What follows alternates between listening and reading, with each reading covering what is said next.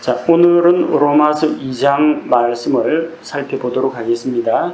지난번에 로마서 1장을 통해서 우리가 바울의 그 인사말과 그리고 복음에 대한 소개, 그리고 세상 사람들의 죄악된 모습에 대해서 살펴보았습니다. 지금 2장과 3장까지 이어지는 내용이 결국은 세상에 있는 모든 사람들은 하나님 앞에서 죄인이다. 자, 이런 결론을 이끌어내기 위한 바울의 논지입니다.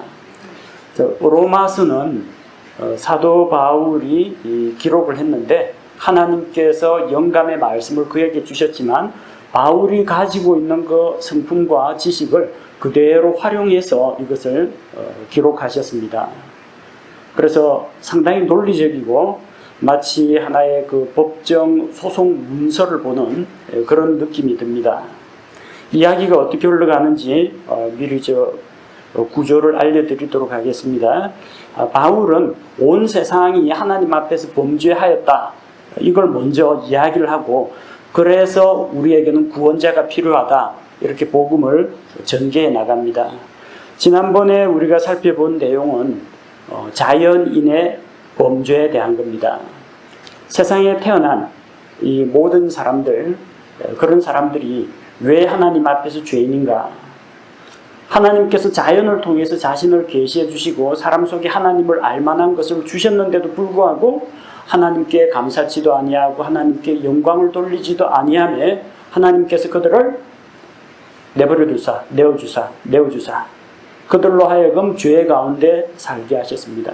하나님을 떠나 있는 죄가 가장 근본적인 죄의 뿌리인데, 그 하나님을 자기 마음속에 두기를 싫어하고 하나님을 떠남으로 인해서 여러 가지 죄의 모습들이 나타났다는 겁니다. 그래서 하나님을 인정하지 않는 사람, 하나님 없이 사는 모든 일반인, 자연인들은 죄인이다. 그걸 우리 1장에서 배웠습니다. 자, 2장 1절에서 10절에서는 무엇을 다루느냐 하면은 도덕적 인간의 죄에 대해서 다룹니다. 도덕적 인간은 무엇이 문제인가? 그걸 살펴보고, 그리고 2장 중반부부터는 이제 유대인들 종교적 인간에 대해서 다룹니다. 3장에 가서 종합적인 결론 다 죄입니다. 그 이야기입니다. 우리가 앞쪽에서 보니까 사람들 가운데 이러한 불의와 음행과 사악함과 탐욕과 죄악된 모습들이 나타났죠. 그런데 사람들 가운데는 그래도 나는 법 없이도 사는 사람이다. 나는 다른 사람들보다 착하다. 나는 아직 교도소 한 번도 다녀오지 않았다. 스스로 착하다고 생각하는 사람들이 있다는 겁니다. 그래서 이제 그런 도덕적인 사람, 자기가 도덕적으로 선하다고 하는 사람에 대해서 하나님께서 어떻게 보시는지를 설명하고 있습니다. 우리가 로마서 1장 32절에서는 사악한 일을 행하는 자들은 정죄받는 것이 옳다, 그렇게 결론을 내렸죠. 자, 그런데 사람들 중에 이런 이야기를 듣다 보면은, 아니 그래도 살인, 강도, 강간, 음행, 사기 이런 것들 안 하고 나름대로 착한 사람도 있지 아니하냐? 세상에 있는 모든 사람이 다 흉악무도한 그런 흉측한 어떤 강도나 흉악범은 아니지 않느냐? 나름 착하고 성실하고 바르게 살아가는 사람도 있지 않느냐? 그런 반론이 나올 것에 대비해서 미리 이제 입을 막아두는 겁니다. 그래서 오늘 이 말씀은 자기가 나름대로 선하다고 믿는 사람들에 대한 말씀입니다. 사실 이게 자기가 선하다고 착각하는 사람들이 복음을 좀 받아들이기가 힘듭니다. 지난번에도 이야기했지만 내가 몸이 안 좋은 것 같아. 이러면은 이제 의사 선생님 찾아갑니다. 근데 내가 이것쯤이야 하고 버티는 사람은 의사가 필요 없어요. 죄를 짓고 양심에 찔려갖고 이 죄 때문에 슬퍼하고 자기에 대해서 분노하고 실망하고 하는 사람은 구원자가 필요합니다. 이 죄 문제 어쩌면 좋을까? 나중에 형벌 받을 텐데, 지옥 갈 텐데, 그래서 죄에 대해서 해결을 하려고 합니다. 생명의 길을 찾으려고 합니다. 죽지 아니함으로 구하려고 합니다. 그런데 자기가 착하다고 생각하는 사람은 나는 착하게 살았으니까 나중에 하늘나라 갈 거야. 나는 극락 정토에 갈 거야. 그렇게 착각하는 사람들이 있다는 겁니다. 그런 사람은 오늘 바울이 설명하는 이 하나님의 말씀을 통해서 다시 한번 생각해 볼 필요가 있습니다. 자기가 선하다고 생각하는 사람들 어떤 특징이 있느냐? 내가 선하다고 생각하죠? 다른 사람들은 나보다 좀 부도덕하고 나보다 악하다고 생각하죠? 비교하는 마음이 생깁니다. 무엇과 무엇을 비교하느냐? 절대적인 하나님의 선과 사람들의 죄악된 모습을 비교하는 게 아니라 나의 선행, 나의 도덕 가운데 우월한 부분과 다른 사람의 그렇지 못한 부분을 비교한다는 겁니다. 거기서 상대적인 만족감을 얻습니다. 내가 뭐 완벽한 사람은 아니지만 그래도 뭐 저런 사람보다는 낫다. 바리새인과 같은 생각을 합니다. 하나님, 저는 저 세리와 같이 착취하는 자, 속여서 빼앗는 자, 그런 자가 아님을 감사합니다. 내가 불의를 행하지 않고 간음도 행하지 않았습니다. 이런 걸 가지고 하나님 앞에 나아가려고 한다는 겁니다. 자, 그래서 이런 사람들, 착하고 바르게 사는 사람은 어떻게 되는가? 그들도 죄인인가? 한번 생각해 봅시다. 이 사람을 판단한다. 우리는 사람을 판단한다 이야기하는데 본문에 나오는 판단이라는 단어, 하나님께서 죄인을 판단해서 심판한다라는 단어가 같은 단어입니다. 똑같이 영어에서 judge라고 합니다.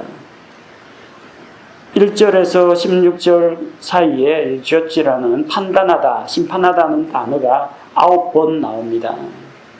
1절에 판단하는 사람이 있죠. 다른 사람을 판단하는 것에서 사람이 다른 사람을 판단하는 것을 이야기합니다.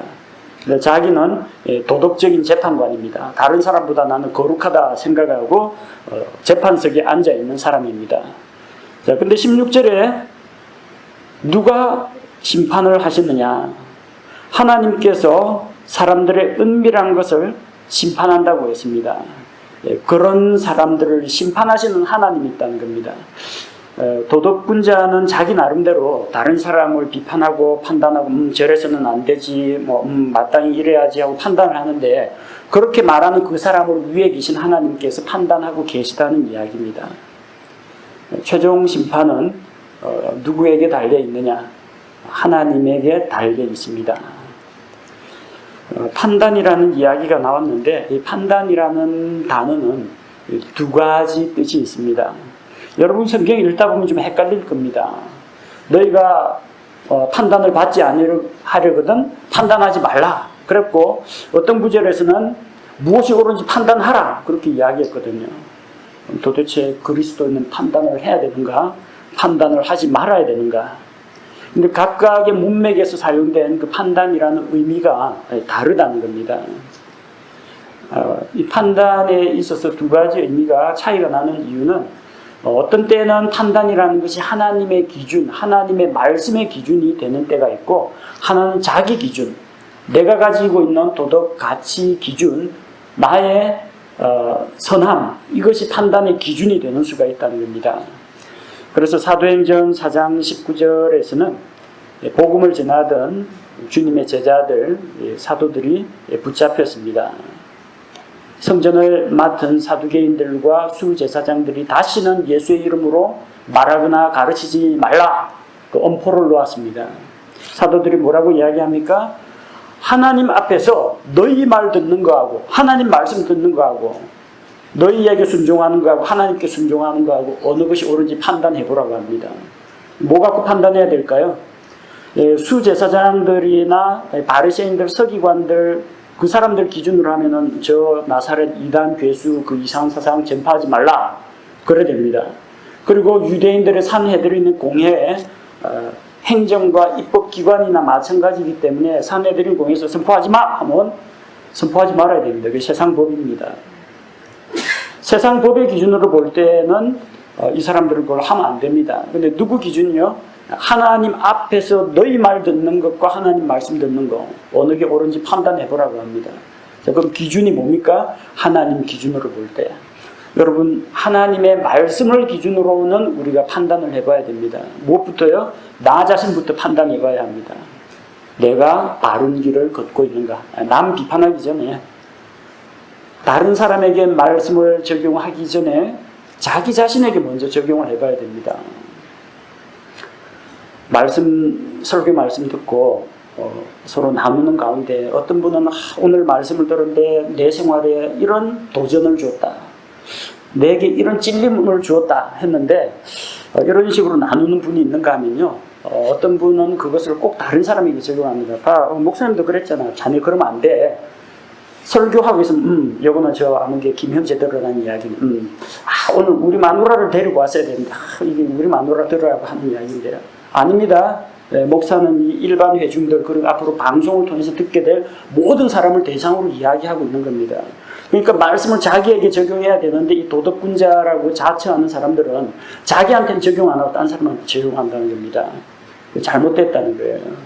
우리는 하나님 기준으로 그 말씀을 먼저 나한테 적용하고 그 다음에 그렇게 살지 못하는 사람을 사랑의 태도로 다른 사람을 권면해 줄 필요가 있습니다. 자, 또 두 번째 판단이라는 게 있는데, 자기 기준에 따라서 저 사람 나하고 생각이 다르네, 나하고 정치색이 다르네, 저 사람은 왜 내 스타일대로 안 하고, 자기 입맛에 맞지 않으면 자기 기준에 맞지 않는 사람을 이제 비난하는 것을 말합니다. 자, 로마서 14장 3절에 나오는 것처럼 그 당시 교회 안에서 이제 먹는 거에 대해서 조금 논란이 있었습니다. 우상에게 바친 음식을, 우상에게 바친 고기를 먹을 수 있느냐 없느냐. 그리스 로마 신화에 나오는 올림푸스 12신들에게 제사를 지낸 다음에 엄청 좋은 고기입니다. 그리고 그거 상하기 전에 제사 지내고 나면 시장에다가 유통시킵니다. 싼값에 유통시킵니다. 그러면 가난한 그리스도인한테는 그거 정말로 영양 공급원이 됩니다. 먹고 싶어요. 근데 이거 먹으려고 하니까 또 이 도덕군자라는 사람들이 또 비난을 합니다. 이게 어떻게 감히 우상에게 바친 것을 그리스도인이 먹을 수 있느냐. 그리고 어떤 사람은 먹을 수 있다, 어떤 사람은 먹을 수 없다. 그럽니다. 두 사람 생각 다 맞습니다. 우상이 뭐 될 건가? 우상이 사람에게 복을 주거나 저주를 내리느냐? 우상 아무것도 아니다. 제사 음식 먹는다고 탈나는 거 아니다. 맞습니다. 하지만 우리가 그리스도인으로서 그 우상의 정각에 가가지고 거기서 먹고 있거나 저기 등산해갖고 절에 가서 절반 먹고 있으면은 다른 그리스도인들이 보고 이 마음의 상처를 받거나 이 실족하는 일이 생길 거 아니냐. 그러니까 그런 사람을 위해서는 안 먹는 게 낫지 않겠느냐. 그것도 맞습니다. 다 맞는데 꼭 자기 생각만 맞다고 주장하는 사람들이 있어요. 내 생각하고 다르면 다 정죄하고 비판합니다. 그래서 너희가 어찌하여 형제를 판단하느냐. 로마서 14장에서 판단하지 말라는 이야기입니다. 뭐가 문제예요? 하나님의 말씀의 절대 기준이 아니라 내 기준을 가지고 다른 사람을 논단하기 때문입니다. 그걸 우리가 조심해야 됩니다. 다른 사람을 판단할 것인가? 판단하지 말 것인가? 고린도전서 11장 31절과 마태복음 7장 1절 2절 어떤 성경은 판단하라, 옳은 걸 바른 걸 분별하라는 이야기입니다. 판단하지 말라, 이건 뭐냐면 개념 없이 아무 생각 없이 분별력 없이 살라는 이야기가 아니라 자기 개인의 기준 잣대를 다른 사람에게 적용해가지고 다른 사람을 비난하거나 비판하지 말라는 그런 의미로 사용됐습니다. 자, 판단의 문제가 나왔는데 도덕군자가 특별히 다른 사람 잘 판단합니다. 정말로 사람들 앞에서 좀 죄를 짓고 자기 스스로 죄인인 줄 잘 아는 사람은요, 자기 자신이 낮아질 대로 낮아져가지고 다른 사람을 판단하지 못합니다. 근데 1절에 보면은 판단하는 사람이 있다는 겁니다. 남을 판단하는 사람. 근데 내가 같은 일을 행하기 때문에 다른 사람을 판단하면서 벌써 죄를 짓고 있다, 그런 이야기입니다. 자기가 다른 사람을 판단하는 그 일로 인해서 스스로 자기 자신을 정죄한다는 겁니다. 2절에 그런 일을 행하는 자들에게, 자, 그런 일을 행하는 자들이 있습니다. 도덕군자는 그런 일을 행한 자를 비판하고 판단합니다. 그럼 이 나름대로 착하다고 생각하는 사람은 그런 일을 안 하느냐? 아닙니다. 똑같이 합니다. 아니면은 그 사람이 짓는 그런 죄는 아니지만 다른 죄는 짓고 있다는 겁니다. 제가 어려서부터 율법을 다 지켰습니다. 살인하지 말라, 간음하지 말라 계명을 다 지켰습니다. 안 지킨 계명이 있어요. 재물에 대한 탐욕. 이게 그의 발목을 잡고 있는 겁니다. 바리새인이 나는 불의한 자들과 같지 아니하고 가늠한 자들과 같지 아니하고 저 착취하는 세리와도 같지 않습니다. 자기 잘하는 것만 열거한 겁니다. 그 바리새인이 그럼 완벽하냐? 그렇지 않습니다. 그는 위선이라는 죄를 짓고 있다는 겁니다. 도덕군자라고 해서 완벽한 사람은 아니라는 겁니다. 어떠한 죄의 목록에서 그 사람이 빠졌다. 그런 경우입니다. 어떤 영역에서는 다른 사람보다 조금 더 낫다. 거기까지 이야기할 수 있지만 그 사람이 절대로 선한 사람은 아니라는 이야기입니다. 그런 일들을 행하는 사람을 비난하면서 자기도 똑같은 일을 한다는 겁니다. 여러분, 이게 남 이야기 아닙니다. 엄한 시어머니 밑에서 며느리가 고생을 많이 합니다. 시어머니 돌아가셨습니다. 자기 핍박하는 사람 없습니다. 아들 장가 보니까 며느리 왔습니다. 며느리 굴기 잡기 시작합니다. 더 모질게 합니다. 군대 이야기 좀 할게요. 군대에 이등병으로 가가지고 고참들이 막 갈구고 막 굴리고 괴롭힙니다. 내가 고참 되면 저렇게 하지 말아야지. 어떻게 후임을 도와주고 세워주지는 못할 망정 투덜투덜하지만 대들지는 못합니다. 나중에 병장 됐습니다. 밑에 신병들 들어오면 똑같이 합니다. 자기는 안 그럴 것 같죠. 자기가 약자이고 당할 때는 정의로운 생각이 드는데 자기가 그런 권리를 누릴 때는 입장이 바뀝니다. 옛날에 야당이었던 사람들 집권 여당 되면요 입장이 바뀝니다. 옛날에 여당이었던 사람 이 법을 강행해야 한다. 패스트트랙 만들어가지고 이 법을 빨리 추진해야 된다. 라고 하던 사람들이 지금 야당이 됐습니다. 패스트트랙은 날치기다 하면서 지금 이제 반대 입장이 되어버렸습니다. 절대 기준이 없다는 거예요. 나한테 유리한 것만 취하려고 한다는 겁니다. 그게 사람의 모습이에요. 도덕주의자들도 마찬가지입니다. 다른 사람 비난하지만 그래서 자기는 다른 사람보다 낫다고 생각을 하지만 그 사람도 똑같은 죄인이라는 이야기입니다. 나는 그대보다 거룩해 라는 이런 착각 속에 빠져 있습니다. 그래서 다른 사람을 비난하면서 정작 자기 자신을 잘 보지 못하는 그런 문제에 빠집니다. 사람은 하나님의 선한 말씀, 그 말씀을 모든 판단의 준거로 삼아야 됩니다. 하나님께서 사람을 처음 창조하시고 에덴 동산에 두셨을 때는 판단 기준이 오직 하나님의 말씀이었습니다. 그래서 선악을 알게 하는 나무에서 나는 것은 먹지 말라. 그러면 안 먹는 것이 선입니다. 먹는 것은 불순종입니다. 왜? 왜 그렇습니까? 하나님이 하지 말라고 했으니까. 그게 정답입니다. 그게 하나님의 기준입니다. 옳고 그른 기준이 하나님이라는 겁니다. 아담과 이브는 벌거벗었지만 부끄러워하지 않았습니다. 왜? 하나님이 아담아 좀 남사스럽게 그 뭐냐 좀 나뭇잎으로 가려라. 그러면 죄송합니다. 가리는 게 선이고 벗는 것은 불법입니다. 하나님 옷 입어 그랬으니까. 근데 하나님께서 아무 말씀 안 하셨죠. 그럼 벗고 있어도 아무 문제가 될 게 없다는 겁니다. 하나님이 아담과 이브를 노출이라든지 공연성 음란죄로 기소하지는 않았습니다. 하나님 보시기 괜찮다. 왜? 하나님이 옳다고 하면 옳은 거고 하나님이 아니라고 하면 아닌 겁니다. 근데 이게 언제 깨어졌느냐? 그들이 자기 기준으로 하나님이 먹지 말라고 하신데 하나님이 먹지 말라고 한 기준에는 뭐예요? 내가 보기에 눈으로 보기에 보암직도 하고 먹으면 먹음직도 하고 저거 먹으면 나를 지혜롭게 해줄 만큼 탐스럽기도 한지라 내 생각입니다. 그래서 하나님 말씀은 저쪽으로 젖혀두고 마귀의 말을 듣고 그걸 먹었습니다. 어떻게 돼서요? 선악을 알게 되었습니다. 옛날에는 선악도 모르는 바보 멍청이였느냐? 아닙니다. 아담은 지혜로운 사람이었습니다. 하나님이 창조하신 동물들 이름을 다 지어줄 정도로 언어적인 센스가 뛰어난 사람이었습니다. 하나님의 그런 지혜와 아름다움을 다 갖춘 사람이었는데 왜 그러면은 선악을 알게 되었다고 하냐? 선악을 안다라는 이야기는 하나님이 말씀하셨죠. 이 남자가 우리 중에 하나같이 되어 선악을 알게 되었도다. 무엇이 선인지 무엇이 악인지를 구분 지을 수 있는 분은 삼위일체 하나님밖에 없다는 이야기입니다. 우리 중 하나같이 성부, 성자, 성령 하나님만이 선악을 판단하는 주체입니다.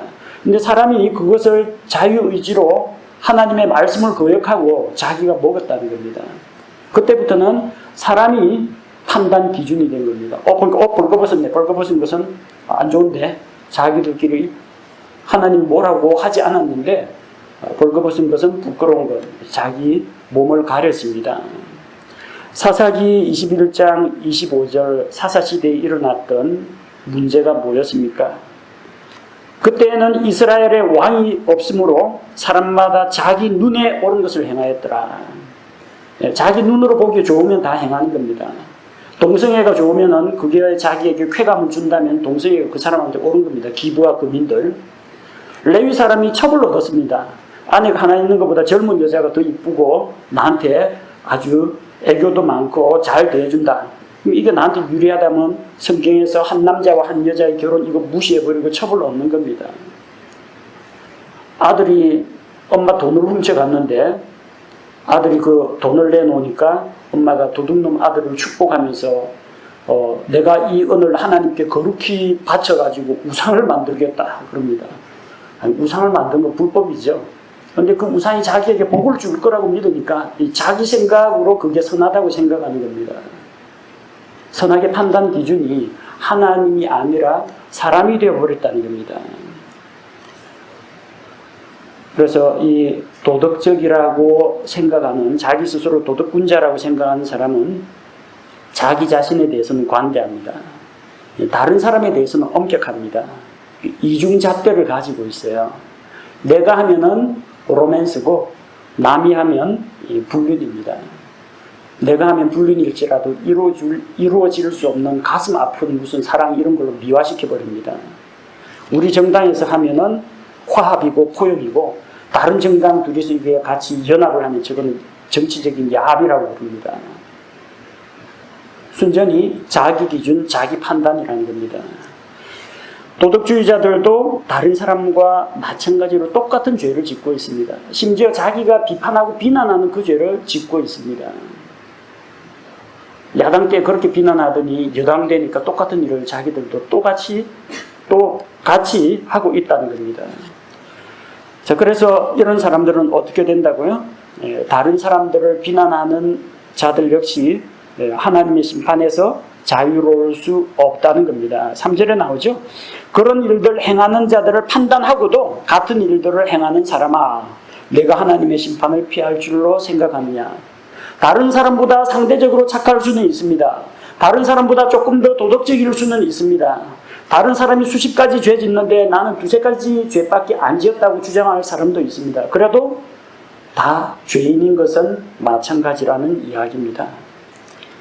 사람들은 자기 잘못은 잘 깨닫지 못하고 자기는 심판을 받지 않을 줄로 압니다. 자기는 지옥 안 가고 낙원 갈 줄로 압니다. 그러나 그것은 나의 선함과 나의 의로움이 아니라 하나님의 기준으로 볼 때 하나님께서 판단하시는 문제라는 겁니다. 상대적인 선, 우리가 쌓아올린 도덕적인 업적, 인격적 수양 이런 것은 우리를 하나님 앞에서 세우지 못합니다. 그런 것을 갖추었다고 해서 죄에 대한 하나님의 준엄한 심판을 피할 수가 없습니다. 그런데 하나님께서는 이런 죄인들이 있고 또 자기도 죄 지으면서 남을 뭐라고 하는 그런 사람들이 있다는 것을 알고 계시지만 그래도 하나님은 선하십니다. 하나님은 오래 참으십니다. 그래서 그들이 회개할 기회를 주시고 기다려 주십니다. 자, 4절에 보니까 혹은 하나님의 선하심이 너를 인도하여 회개하게 함을 알지 못한 채 내가 그분의 선하심과 관대하심과 오래 참으심의 풍성함을 멸시하느냐. 하나님은 선하십니다. 그래서 선하시기 때문에 그 사람을 인도해서 어떻게든 회개에 이르게 하도록 하고자 하십니다. 하나님은 선하시기 때문에 함정을 파놓고 그 사람이 죄에 걸려 넘어지기만을 기다렸다 옳았구나 하고 심판을 때려버리거나 그러지 않습니다. 한 사람이라도 멸망하지 않고 회개하고 돌아오기를 원하십니다. 하나님은 모든 사람이 구원을 받으며 진리를 아는 데 이르기를 원하십니다. 하나님께서 심판을 늦추고 참고 기다리는 것은 한 사람이라도 회개할 수 있도록 기회를 주기 위해서입니다. 하나님의 선하심이 죄인들을 인도하여 회개와 구원에 이르게 합니다. 그리고 하나님의 오래 참으심이 그 사람에게 회개할 기회를 주시는 겁니다. 우리가 지금 이렇게 하나님 앞에서 나와서 말씀을 듣고 살아있는 이유가 하나님의 선하심과 오래 참으심 덕분입니다. 하나님의 선하심 때문에 우리에게 하나님의 말씀과 그 복음이 전해졌습니다. 하나님의 오래 참으심 때문에 우리가 예수님을 믿을 기회가 주어졌습니다. 따라서 죄인이 하나님은 선하신 분, 하나님은 선하기 때문에 아무도 지옥에 보내지 않을 거야 그렇게 착각하는 것은 어리석은 일입니다. 또 이렇게까지 내가 나쁜 일을 저질렀는데 하나님이 날벼락을 때려갖고 나를 죽이지 않는 걸 보니까 하나님은 없는 것 같아. 그렇게 생각하는 사람들 큰 오해를 하고 있는 겁니다. 그런 하나님의 선하심을 악용하거나 하나님의 오래 참으심을 멸시하는 자들이 있다는 겁니다. 어떻게 해요? 하나님께서 그들에게 말씀을 들려주시고 전도지를 그 우편함에 넣어주시고 또 교회로 초청해 주시고 설교를 듣게 하시는데도 거부한다는 겁니다. 그 하나님의 선하심을 무시하는 겁니다. 하나님께서 그를 단번에 죄 지을 때 날벼락을 내려서 단번에 죽이지 않고 지금까지 살아있게 하시고 또 은혜의 자리, 복음의 말씀이 선포되는 자리로 보내주셨는데도 회개하지 않고 있다는 것, 하나님의 오래 참으심을 멸시한다는 겁니다. 그런 자들의 마지막 종말은 어떻게 되겠습니까? 만약에 하나님은 선하시니까 어제도 무사했는데 오늘도 무사하겠지. 하나님은 오래 참으시니까 봐주시겠지. 참고 용납해 주시겠지. 내가 죄를 짓는다고 해봤자 저 하늘에 계신 하나님께 무슨 큰 손해나 나겠어. 그런 생각을 하는 사람들. 근데 만약 그렇게 끝까지 하나님께 반역을 하고 자기 죄를 뉘우치지 않고 회개하지 않으면 어떻게 되느냐.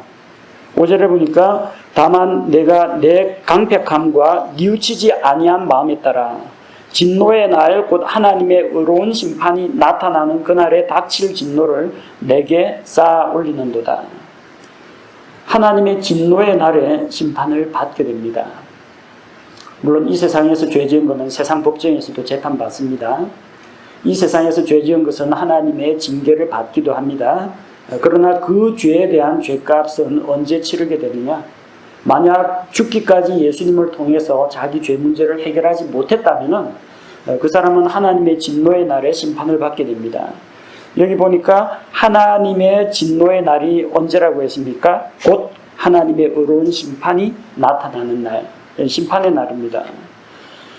진노의 날, 하나님의 진노가 임하는 날을 이야기하는데 요한계시록 6장 16절에 보면은 그때는 이제 환란기 때 사람들이 산들과 바위들에게 이르되 우리 위에 떨어져 왕좌에 앉으신 분의 얼굴에서와 어린 양의 진노에서 우리를 숨기라고 합니다. 어린 양의 진노가 나오죠. 어린 양 예수 그리스도를 이야기합니다. 하나님의 어린 양 예수 그리스도. 여러분 양이 진노해봤자 이 양이 진노해봤자 별거 아니겠지 생각하시죠? 근데 요한계시록에서 예수님은 두 가지 모습으로 나타납니다. 하나님의 어린 양으로 나오고 유다지파의 사자로 나와 있습니다. 여러분 양을 만나고 싶습니까? 사자를 만나고 싶습니까? 양을 만나면 그 양이 여러분 대신해서 죽어줍니다. 여러분의 죄를 대신해서 어린 양이 아무런 죄가 없지만 모욕과 채찍질당함과 심문을 받고 끌려가가지고 대신 십자가에서 어린 양이 죽어줍니다. 그 양을 만나셔야 돼요. 근데 그 양이 다음에 올 때는 사자로 나타납니다. 사자. 무시무시한 사자로 이 반역자들을 잡아 찢어 죽이는 그런 사자로 임합니다. 예수 그리스도는 지금은 구원자로 계십니다. 다음에 다시 오실 때는 사자와 같이 진노하시는 심판자 하나님으로 오십니다. 구원자 예수님을 만나고 싶습니까? 심판자 예수님을 만나고 싶습니까? 여러분 구원자 만나야 됩니다. 사자 만나지 말고 어린 양 예수 그리스도를 만나야 됩니다. 하나님의 의로운 심판이 나타나는 그날, 그때는 후회도 늦습니다. 그때는 다시 기회가 없습니다.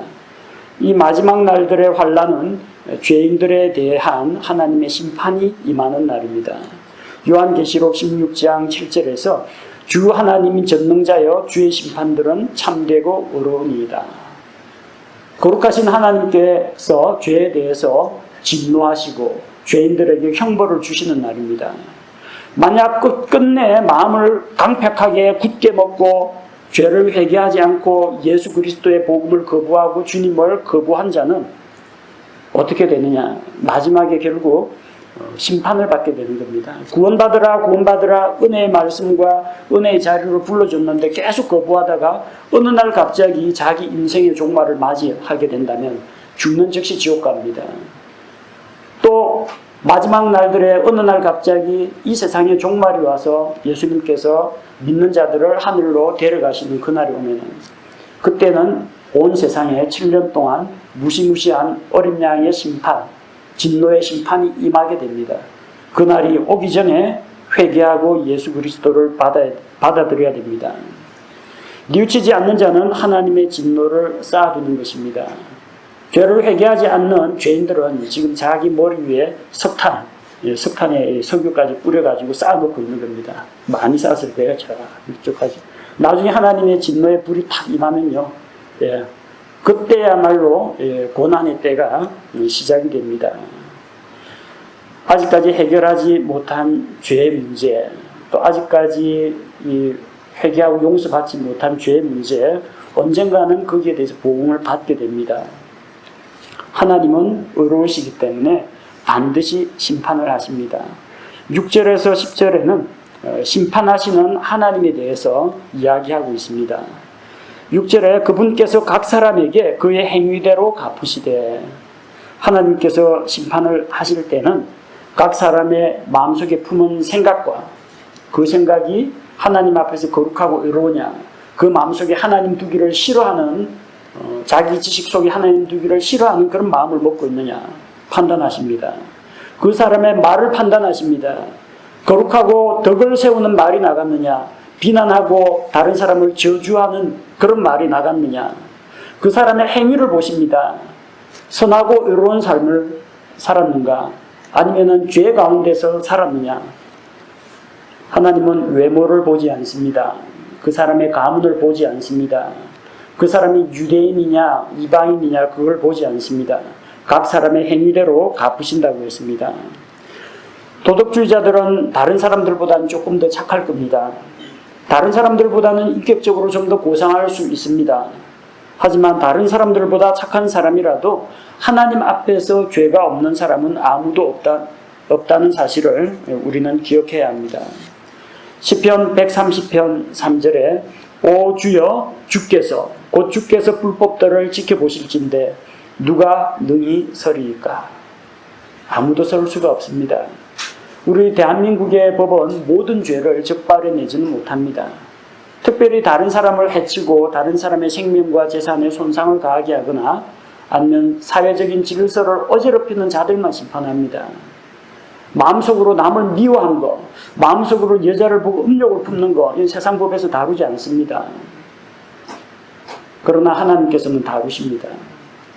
또 하나님께서는 가장 큰 죄의 뿌리, 그가 창조주 하나님을 인정하고 믿고 의지하는가, 하나님 없이 살아가는가, 그걸 가장 큰 기준으로 삼으십니다.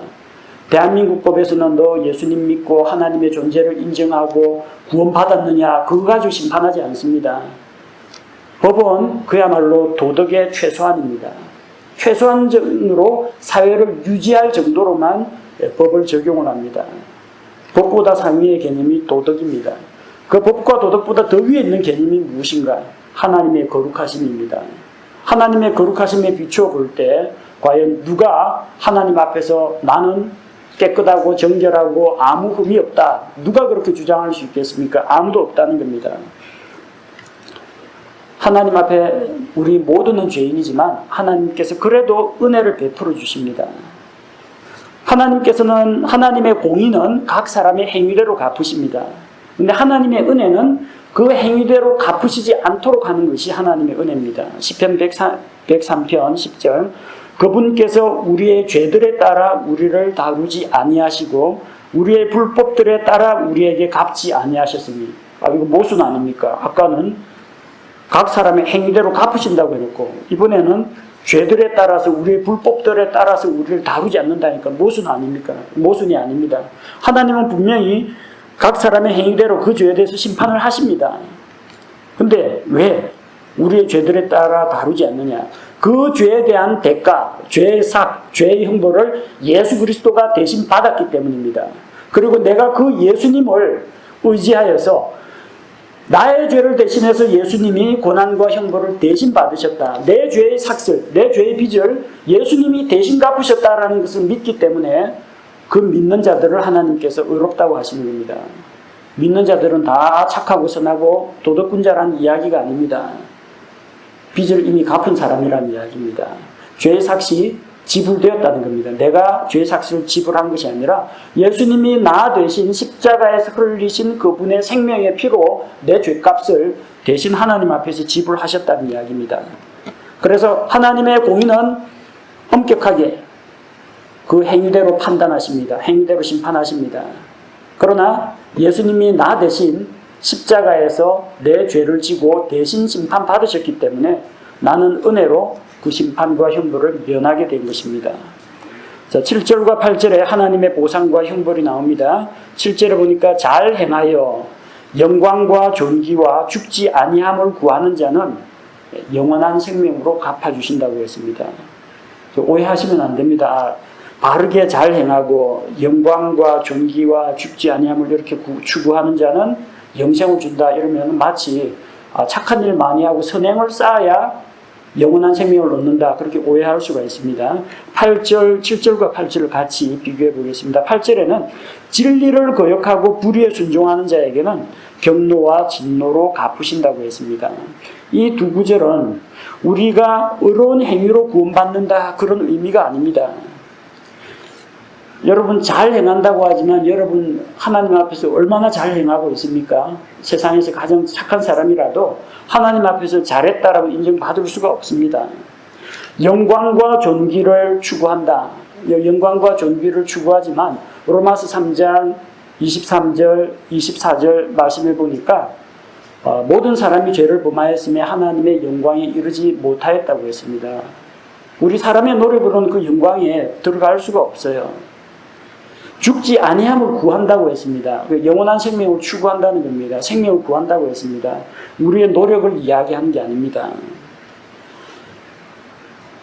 죽지 아니함을 구하고 영광을 구하는 것이 무슨 이야기냐면요. 요한복음 6장 27절에서 요한복음 6장 27절에서 썩어 없어지는 양식을 위해 수고하지 말고 영존하는 생명에 이르도록 항상 있는 그 양식을 위해 수고하라고 했습니다. 여기도 보니까 영존하는 생명에 이르도록 수고하라고 했습니다. 일하라는 이야기거든요. 그것은 사람의 아들이 너희에게 주리니. 근데 우리가 얻을 수 있는 우리의 일이 아닙니다. 사람의 아들 예수님이 우리에게 주리니. 예수님이 우리에게 준다고 했습니다. 생명을 구하는 자, 하나님 앞에서 진리를 따르고 생명을 구하는 자에게는 그 생명을 누가 준다고 했어요? 생명의 양식을 사람의 아들이 너희에게 준다고 했습니다. 자, 이 말씀을 보면은 자, 생명에 이르는 양식을 위해 수고한다는 것이 바로 죽지 아니함을 구하는 자, 생명을 구하는 자입니다. 근데 우리의 노력으로 얻을 수 있는 건 아니고 사람의 아들 예수 그리스도가 우리에게 준다라고 했습니다. 그럼 어떻게 하면 그걸 얻을 수 있느냐? 요한복음 6장 29절에서 아까 수고하라 일하라고 했죠. 예수님께서 그들에게 대답하여 이르시되 하나님께서 보내신 자를 너희가 믿는 것 이것이 곧 하나님의 일임이라 하십니다. 믿는 것이 일이라고 하니까 어떤 사람이 또 이 구절 가지고 또 시비를 걸어요. 그거 봐라. 믿는 것도 행위다. 워크, 일 아니냐. 믿음은 행위다. 그러니까 믿음으로는 구원 못 받는다. 그럼 어떻게 구원받냐? 네 믿거나 말거나 네 착하거나 말거나 다 상관없고 하나님이 창세전에 예정하신 사람만 구원받는다. 예정교리를 이야기해요. 오해하는 게 있습니다. 믿음은 행위가 아닙니다. 로마서 배우면 여러분 알겠지만 믿음이면 믿음에서 난 것이면 행위가 아니요 행위에서 난 것이면 믿음이 아니라고 했습니다. 서로 반대되는 겁니다. 아까 영원한 생명에 이르도록 항상 있는 그 양식을 위해 수고하라고 했죠. 그 일해야 됩니다. 수고해야 됩니다. 근데 우리 일이 아니에요. 우리의 노력, 우리의 선행, 우리의 일이 아니라 누가 줘요? 예수 그리스도께서 주시는 것이라고 했습니다. 여기도 우리가 무슨 일을 어떻게 하여야 하나님의 일들을 하리까? 이 사람들은 자기들이 일을 하려고 했어요. 우리가 어떻게 하면 하나님의 일을 할 수 있겠습니까? 내가 일할 수 있습니까? 근데 너희가 일하는 것이 아니라 믿는 것이 하나님의 일이라고 했습니다. 사람의 일이 아닙니다. 하나님의 일입니다. 예수 그리스도께서 십자가에서 우리 대신 일을 하셨습니다. 우리가 일을 해가지고 율법을 행함으로, 선행을 행함으로, 도덕적으로 삶으로써 영원한 생명을 취하는 것이 아니라 하나님의 거룩함과 하나님의 의를 만족시키기 위해서 예수님께서 이 세상에서 흠없는 삶을 사셨고 죄 없이 다른 사람들의 죄를 대신해서 십자가에서 대속의 죽음을 죽으셨습니다. 따라서 우리는 어떤 일을 행하라, 행함으로 구원을 받는 게 아니라 예수님께서 다 이루었다. 예수님께서 이미 다 이루어놓으신 것, 예수님이 다 일해놓으신 것을 믿음으로 받아들이기만 하면 된다는 것입니다. 믿음과 행위는 구별됩니다. 여기에 나오는 믿는 것, 이것이 하나님의 일이라고 했는데 인간의 행위를 말하는 게 아닙니다. 인간의 선행이나 도덕을 말하는 게 아닙니다. 하나님께서 하신 일입니다. 하나님께서 하신 일, 예수 그리스도의 십자가의 대속을 믿어야 합니다. 하나님께서 보내신 자 예수님을 믿는 것이 하나님의 일이라는 겁니다. 자, 그래서 7절에서 잘 행하여 영광과 존귀와 죽지 아니함을 구하는 자, 어떻게 하면 영원한 생명에 이룰까? 죽지 아니함을 구하는 자는 어떤 자예요? 예수 그리스도를 믿고 받아들이는 자입니다. 그런 자는 영원한 생명으로 갚으신다는 겁니다. 그 아래쪽에 나오는 진리를 거역하고, 진리가 무엇입니까? 아버지의 말씀은 진리입니다. 예수 그리스도는 진리입니다. 그리고 복음의 말씀이 진리입니다. 진리를 거역한다는 건 뭘 말합니까? 하나님을 거역하고 예수님을 거절하고 구원의 초청을 거부하고 복음의 메시지를 거부하고 그 진리를 거역하는 겁니다. 쉽게 이야기하면 안 믿는 자를 이야기합니다. 그런 자에게는 경노와 진노로 갚으신다고 성경이 분명히 이야기하고 있습니다. 생각해 보십시오. 로마서에서 분명히 모든 사람은 죄인이라고 지금 이야기하고 있는데 그 중에서 조금 착하고 바르게 살면은 의로운 행위를 하면은 구원을 받고 나쁜 일을 하고 불의의 순종을 하면은 하나님의 진노를 당하고 지금 그 문맥이 아닙니다. 다 똑같은 죄인인데 하나님께서 이루어 놓으신 이 은혜의 복음을 믿고 받아들이는 자, 생명을 얻어야 되겠다. 죽지 아니함을 구해야 되겠다. 그래서 길이요 진리요 생명이신 예수님께 나아가는 자는 구원을 받는 것이고 길이신 예수님을 떠나가지고 죄의 길로 가버리고 진리이신 예수님을 떠나서 진리를 거역하고 생명이신 예수님을 거역하고 생명을 구하지 아니하는 자는 진노와 경노를 당하게 된다는 이야기입니다. 7절 8절은 행위 구원에 대한 말씀이 아니라 전부 다 은혜의 복음에 대한 말씀입니다. 9절에 보니까 악을 행하는 사람의 모든 혼위에 환난과 곤고가 닥치리니 먼저는 유대인의 혼위예요. 또한 이방인의 혼위이며 유대인이나 이방인이나 죄 짓는 사람은 다 환난과 곤고를 당하게 됩니다. 여기 환난이라는 단어가 tribulation이라고 했습니다. 언제 쓰이는 단어예요? 예수님께서 자기 신부인 교회를 대리로 공중 강림하실 때 믿고 구원받은 자들이 휴거돼서 공중으로 올라갑니다. 그 다음에 7년 동안 트리뷸레이션, 환난기가 임합니다. 그 환난을 이야기합니다. 본문에서 이야기하는 이 환난은 너희가 세상에서는 환난을 당하라, 담대하라, 내가 세상을 이겼노라. 너희가 그리스도 안에서 거룩하게 경건하게 살고자 하는 자는 환난과 핍박을 당할 것이라. 그 환난이 아닙니다. 환난도 여러 종류가 있어요. 이 세상이 구원받은 그리스도인들을 핍박하는 것을 우리가 일반적으로 환난이라고 합니다. 세상에서 당하는 환난. 그런데 본문에서 말하는 그 환난은 무엇을 말하느냐? 하나님께서 죄악된 세상을 심판하시는 그 환난을 이야기합니다. 7년 대환난 이야기예요. 그런 자들에게 하나님께서 환난을 주신다고 했습니다. 만약에 예수님 공중 강림하셨을 때 믿고 구원받지 못했다라면 그 사람은 환난에 던져집니다. 무시무시한 환난, 어린 양의 진노를 직면해야 됩니다. 왜 유대인이 먼저고 이방인은 나중이냐? 뭐 똑같습니다. 먼저는 유대인이라고 했는데 예수님께서 유대인으로 이 세상에 오셨습니다. 자기 백성에게 오셨습니다. 그리고 유대인들에게 먼저 하늘나라에 대해서 말씀하시고 복음을 말씀하셨습니다. 그러니까 먼저들은 유대인들에게 우선적으로 책임이 있습니다. 그리고 또한 이방인의 혼유예물, 이방인이라 할지라도 이 복음의 말씀을 받아들이지 않으면 유대인이나 이방인이나 똑같이 환난과 곤고를 당하게 될 것입니다. 자, 그리고 10절에 선을 행하는 각 사람에게 영광과 존귀와 화평이 있으리니 먼저는 유대인에게요 또한 이방인에게로다. 자, 선을 행한다라고 했는데 착한 일을 하면은 영광과 존귀를 받게 되는구나. 또 여기서 또 행위 구원 아니냐 그렇게 오해하실 수가 있는데 죄인들은 하나님과 분리되어 있는 죄인들은 살아있는 자체가 죄입니다. 숨쉬는 게 죄입니다. 밥 먹는 것도 죄입니다. 그 먹고 또 엉뚱한 짓 할 거 아니에요. 다 죄입니다. 존재 자체가 죄예요. 그럼 어떻게 사람이 선을 행할 수가 있느냐? 우리는 선행으로는 구원받지 못합니다. 그러나 구원받은 다음에 선을 행할 수가 있습니다. 에베소서 2장 8절과 9절은 우리가 잘 아는 말씀입니다. 너희는 선한 행위로 절대 구원받지 못한다. 오직 하나님의 은혜로 믿음을 통해서 구원받는다고 했습니다. 자, 그런데 2장 10절 구원받으면 그 다음 어떻게 되느냐? 우리는 그분의 작품이요 그리스도 예수님 안에서 선한 행위를 하도록 창조된 자들이니라. 하나님께서 그 선한 행위를 미리 정하신 것은 우리가 그 행위 가운데서 걷게 하려 하심이니라. 예수님을 믿은 다음에 하나님의 자녀가 된 다음에야 비로소 우리가 선을 행할 수가 있다는 겁니다. 무엇이 선인지 알고 선을 행할 수 있게 됩니다. 그래서 10절에 나오는 선을 행하는 자는 죄 많은 죄인이라 할지라도 선행을 열심히 하면은 나중에 하나님께서 영광과 존귀로 채워주신다 그 이야기가 절대 아니라는 겁니다.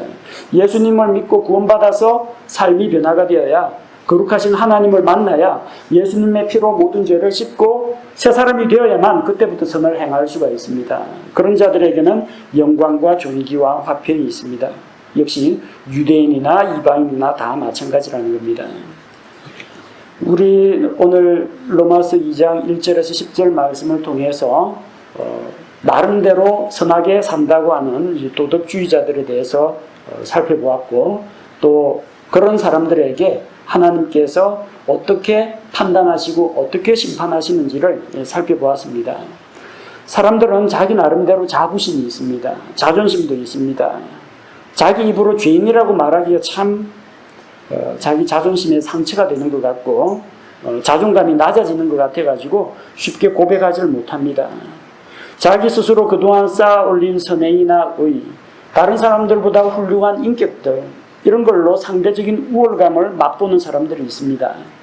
사람과 사람을 비교하는 데는 뭐 다른 사람보다 좀 낫다 그렇게 인정할 수 있습니다.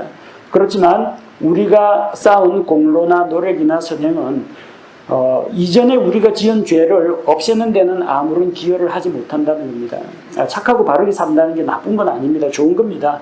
하지만 착하고 바르게 산다고 해서 이전에 내가 지었던 그 죄를 상쇄시키지 못한다는 겁니다. 무엇보다도 내가 하나님을 모르고 있고 하나님과 떠나 있고 하나님과 무관한 삶을 산다면 나의 선행이나 노력이나 이런 것들이 아무런 가치가 없다는 겁니다. 근본적인 죄의 뿌리에서 벗어나지 못했기 때문입니다. 사람들 사이에서 내가 너보다 조금 착하다 이렇게 상대적인 우월감을 누리는 거 하나님 앞에서는 도토리 키재기에 불과합니다. 큰 죄인, 작은 죄인, 조금 착한 사람, 많이 착한 사람, 나쁜 사람, 극악 무도한 사람이 있을지라도 하나님 보시기에는 다 똑같은 죄인들입니다. 우리는 저 도덕주의자들이 범하는 그런 오류에 빠지지 말아야 합니다. 도덕주의자들은 다른 사람을 판단하고 비난하면서 자기도 똑같은 걸 행합니다. 다른 사람을 비난하는 그 행위는 남들보다 좀 안 할지라도 다른 영역에서 또 죄를 짓고 있습니다. 다른 사람의 죄는 잘 보고 비난을 하는데 자기에게 있는 그 죄는 쉽게 발견하지 못하고 자기에 대해서는 너무나 관대하게 대하는 그런 경향이 있습니다. 구원받은 그리스도인 역시 마찬가지입니다. 내 기준으로 나의 기준에 맞지 않는 사람을 비난하지 마십시오. 여러분 똑같은 구원받은 그리스도인 예수 그리스도의 몸에 속한 지체들입니다. 저 사람 나하고 저 출신이 고향이 다르다. 저 사람은 남자고 나는 여자다. 저 사람은 야당 지지자고 나는 여당 지지자다. 이거 갖고 판단하면 안 됩니다. 우리의 판단 기준은 성경 말씀밖에 없습니다. 그가 하나님의 말씀을 사모하고 그 말씀을 믿고 따르고 순종하는 삶을 사는가, 그게 판단 기준이 돼야 됩니다. 또 비록 영적으로 어린 형제 자매들이 좀 그렇게 살지 못하고 있다고 할지라도 우리는 좀 로마서 14장에서 다루겠지만 약한 형제를 위해서 자기 스스로를 낮춰주고 양보하고 기다려줄 줄 알아야 합니다. 우리는 판단할 때 다른 사람이나 어떤 법이나 제도나 어떤 사건이나 이런 것들을 판단할 때 하나님의 말씀을 기준으로 이것이 옳은가, 하나님 앞에 합당한가, 그렇지 않은가 판단해야 됩니다. 남을 판단하기에 앞서 먼저 우리 자신들, 나 자신을 판단해야 됩니다. 고린도전서 11장 31절 말씀처럼 먼저 하나님의 말씀으로 자기를 판단하게 되면 그런 사람은 나중에 주님으로부터 판단을 받지 않게 된다고 했습니다. 오늘 말씀의 결론을 내리겠습니다.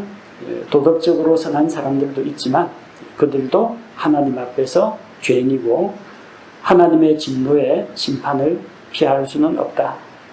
하나님의 거룩하신 진노, 심판을 피하는 길은 나 대신 십자가에서 대속의 피를 흘리고 죽으신 예수 그리스도를 믿는 것, 그것만이 죽지 아니하고 생명을 구하는 길이라는 것입니다.